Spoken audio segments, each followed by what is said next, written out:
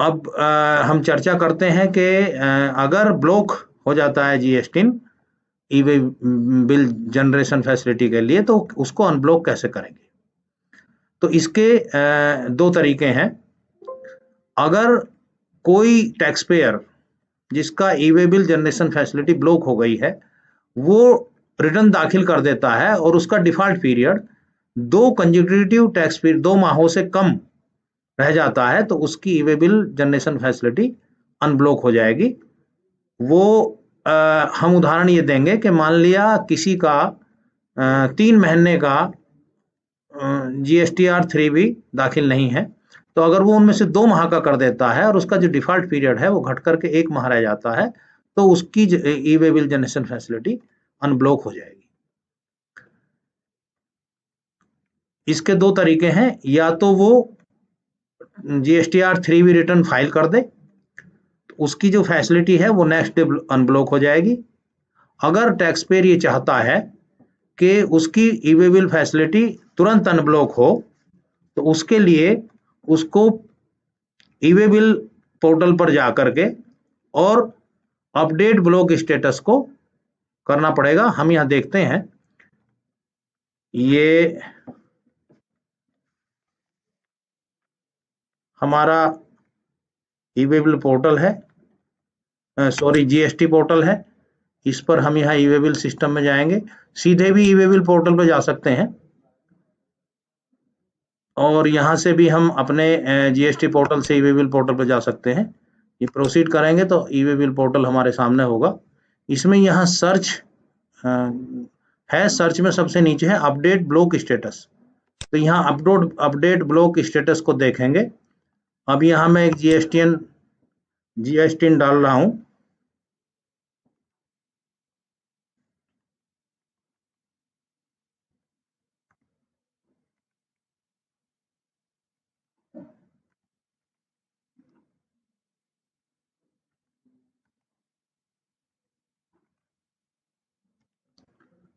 अब यहाँ हम कैप्चा फिल करेंगे।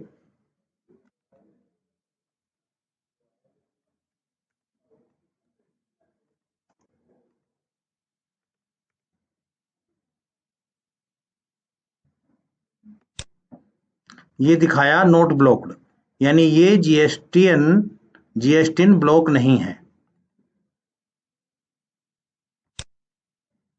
ये दूसरा स्क्रीनशॉट है जिसमें ये जीएसटी ब्लॉक है।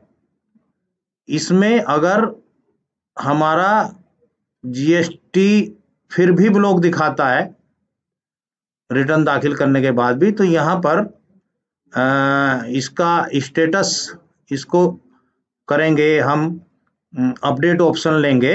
अपडेट ऑप्शन देते ही ये हमारा E way bill portal GST portal से उसका अपडेट फाइलिंग स्टेटस का अपडेशन ले लेगा और फैच कर लेगा, और वो आपका जनरेशन फैसिलिटी जो है वो अनब्लॉक हो जाएगी।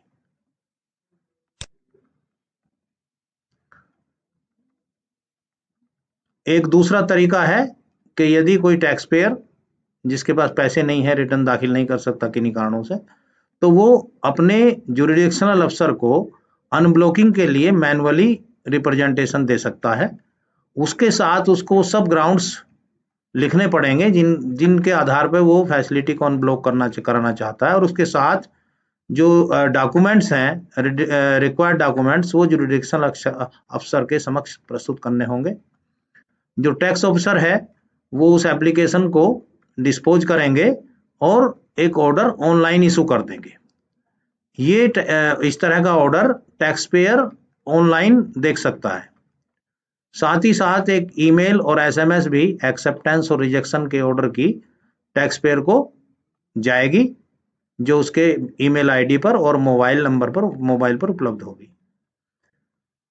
अगर कोई ऑर्डर पारित किया है टैक्स ऑफिसर ने, तो उसको जो टैक्स पेयर है वो जीएसटी पोर्टल पर लॉगिन करके डैशबोर्ड सर्विसेज, यूजर सर्विसेज और व्यू एडिशनल नोटिस ऑर्डर्स में देख सकता है।